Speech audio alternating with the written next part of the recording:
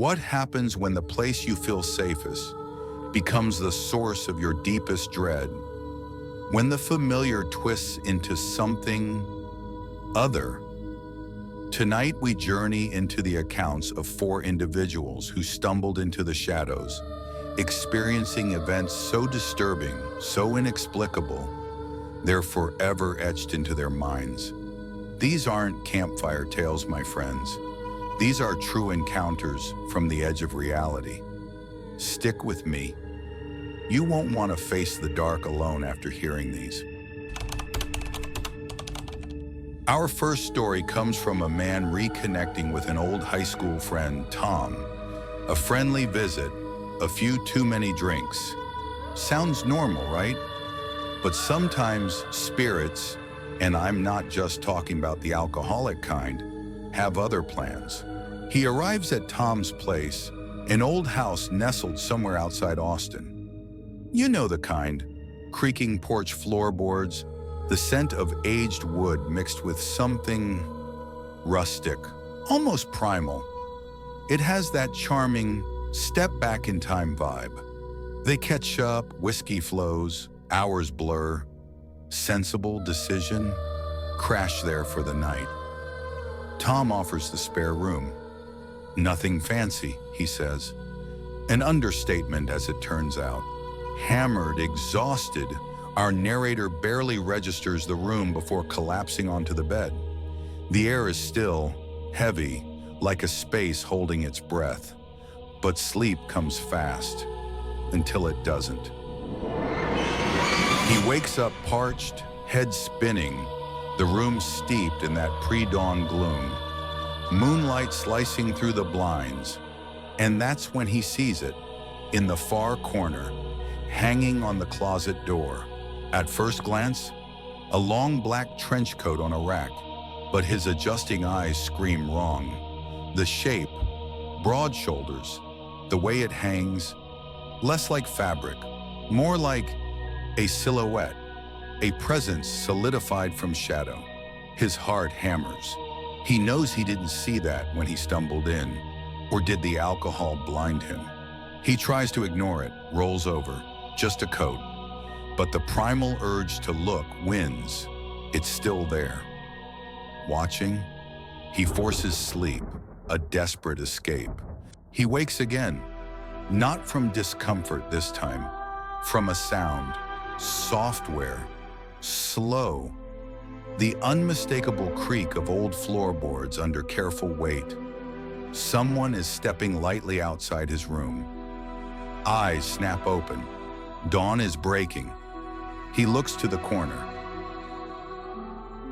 It's gone. The figure, the coat, the rack, vanished. Just an empty closet door staring back. Panic surges, cold and sharp through the alcoholic haze. He rushes to Tom's room, shakes him awake from a drunken stupor. "The coat!" he gasps. "The black one!" In the spare room, Tom, groggy, confused. "What coat?" "I don't own a trench coat, man." There's no coat rack in there. No joke in his eyes, just bewilderment. They search the house, nothing. No forced entry, no mysterious garment. Tom suggests a dream, a drunken hallucination. Our narrator wants to believe it, but the memory is too vivid, too chilling. The feeling of being watched, the deliberate creak. He leaves as soon as the sun is up, the unease clinging to him like grave dust. Was it an elaborate, cruel prank Tom refuses to admit? Or did something or someone stand vigil in that corner, melting away only with the dawn? What occupies that spare room when it sits empty and still? Let me know your theories in the comments below. Next, we travel to the serene landscapes of Sweden. But serene doesn't always mean safe. An 18-year-old, her friend Anna, and her parents are on a road trip. Plans go awry. The campsite near the theme park is full. Their only option? Wild camping. They find a spot in a nature reserve, a lonely gravel parking lot fringed by deep woods. A beach a short walk away. A passing hiker assures them it's fine, but an unease settles in. A lone, dilapidated car sits further down the lot. Empty. Odd for evening. Why is it there? They set up tents, side by side. The narrator and Anna settle in, snacks and YouTube. Around midnight, sleep beckons. Then a jarring clang. A metallic sound like a shovel hitting gravel, coming from the direction of the derelict car. Fear spikes. They freeze, listening. The unmistakable sound of that shovel being tossed into a trunk. A slam. Then tires spitting gravel as the car speeds away, fleeing. Silence returns thick and heavy. The narrator texts a local friend, mentioning their location. The reply sends ice through her veins. The nearby beach is notorious, dangerous, a hub for organized crime. They had no idea. Just as a fragile calm begins to settle, a sound rips through the night. A man's scream, loud, blood-curdling, utterly terrifying, echoing from the woods. They alert the parents, but somehow they heard nothing. Nothing? How could anyone sleep through that? Every minute stretches into an eternity. Sleep is impossible. Then, the soft crunch of footsteps, stealthy, moving around their tents. First theirs, then the parents, circling the car. A pause. Are they being watched? Frozen, phone light off, hearts drumming against ribs. Suddenly, headlights pierce the thin tent fabric. The car is back. They flatten themselves, praying they aren't seen. Through a tiny gap, the narrator sees the car door slam. Then it speeds off again. A fleeting moment of relief shattered seconds later. Flashing lights. A police car racing down the same road in hot pursuit.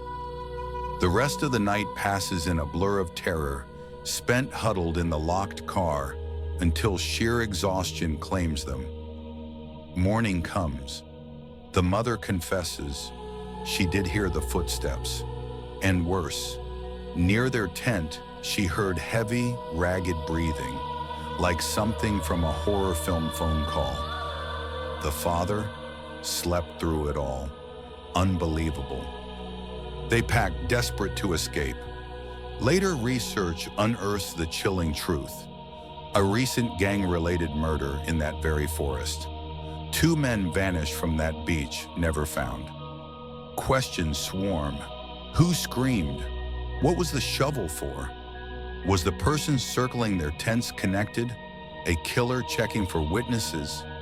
And the police chase? What desperate act were they interrupting?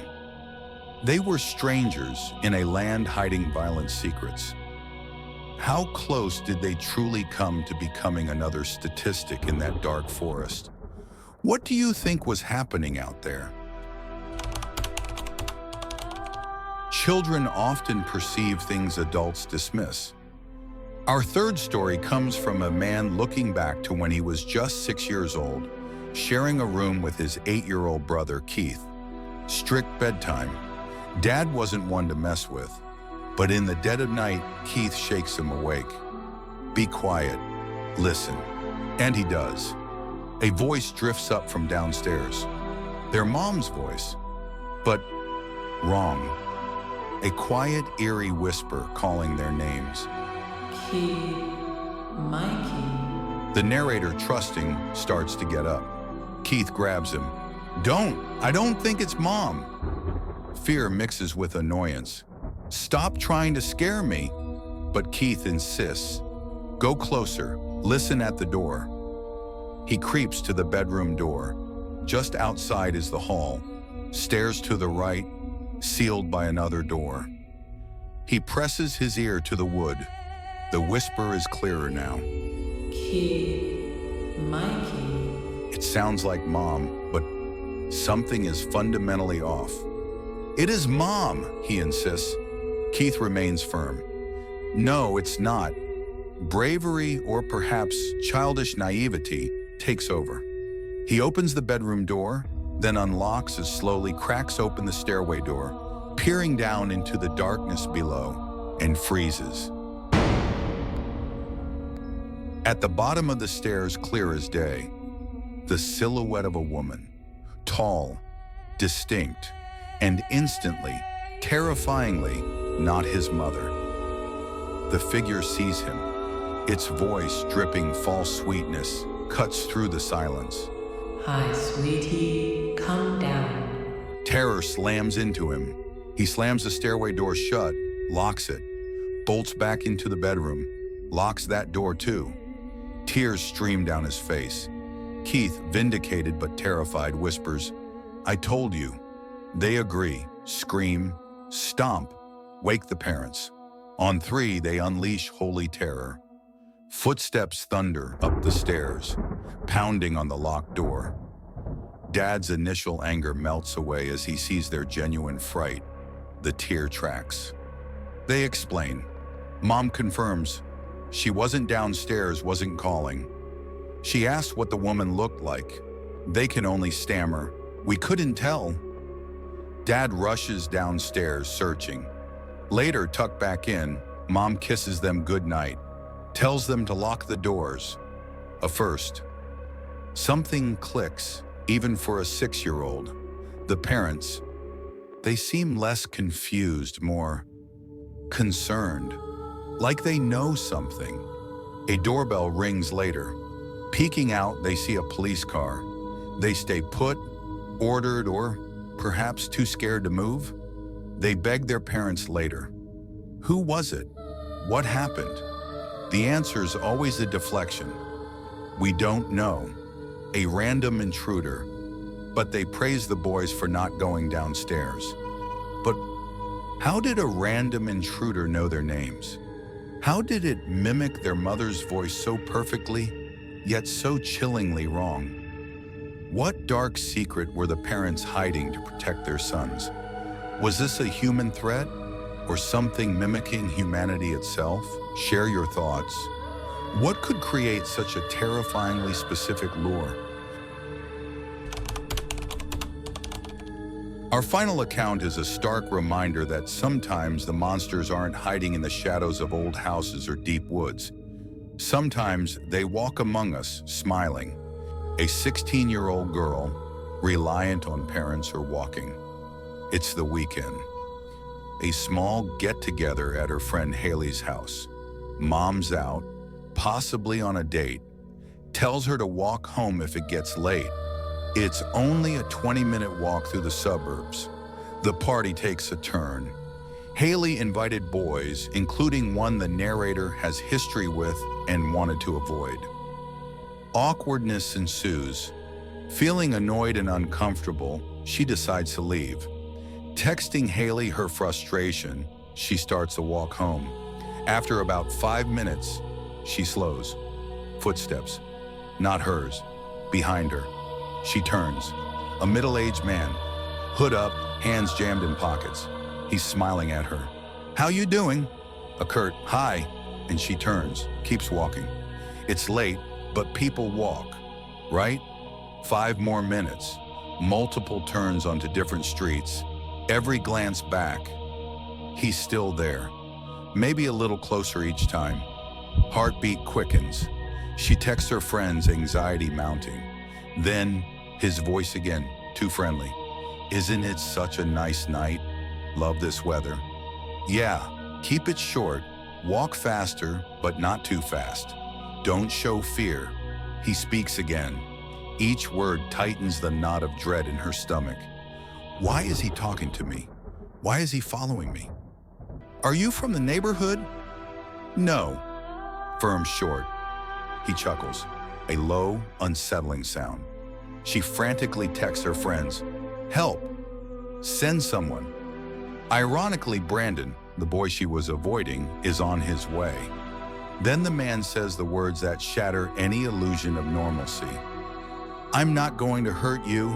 You live by the elementary school, right?" She spins around. He stops, still smiling, but the warmth is gone. replaced by something predatory, sinister. "Leave me alone!" She runs, he runs too. Footsteps pounding behind her, catching up. Pure survival kicks in. She screams, not just a yell, but raw, primal screams for help, loud enough to wake the dead, or at least the neighbors. The man's facade drops completely. "Shut up, you little!" Her screams worked. Lights flicker on in nearby houses. He can't risk witnesses. He veers off, disappearing into the darkness. A couple emerges, she explains, shaking. Brandon arrives minutes later. The short drive home is silent terror. Mom's not back, not answering texts. The house feels too empty, too vulnerable. She invites Brandon in. Safety in numbers, even if it's complicated. But it's not over. Late night, talking, trying to decompress. Then, footsteps circling the house. The unmistakable creak of the backyard gate opening. Mom never uses the back gate. Her room overlooks the backyard. They creep to the window, peering into the blackness. Silence. Then a man's voice chillingly close from the darkness below. "I see you up there." An audible gasp escapes her. Brandon yells, "We're calling the cops, you freak!" And they do. The realization hits hard. This man didn't just follow her home. He knew where she lived. Did he know she was going to Haley's? Was he waiting? The police arrive. Their presence is a temporary shield. She gives a description. Mom rushes home terrified. A patrol car stays on the block for hours. Sleep doesn't come easy after that. Walking at night is unthinkable. Even the backyard feels tainted. Security cameras go up, prominent, a warning. About a year later, they move. The fear was too deeply embedded in those walls. Who was he? How did he know so much? Was it a random predator or someone who had been watching her for longer? The suburbs hide their own darkness. What chilling encounters have you had in seemingly safe places? 4 stories, 4 chilling glimpses into the unexplained. Figures in the dark, whispers that mimic loved ones, sounds that defy logic, and the terrifying reality of human predators who operate in the open. The world is stranger and sometimes far more dangerous than we often allow ourselves to believe. What did you think of these encounters? Do you have a theory about the figure in the spare room, the events in the Swedish forest, the voice on the stairs, or the relentless stalker? Share your thoughts, your interpretations, and perhaps your own disturbing true stories in the comments below. Let's discuss the darkness together. If these tales sent a shiver down your spine, please give this video a thumbs up. Share it with fellow lovers of the mysterious, and most importantly, subscribe to Blackwood's Paranormal Files and ring that notification bell. We have many more files to open, many more shadows to explore. Until next time, stay vigilant, keep questioning, and try not to listen too closely to the whispers in the dark.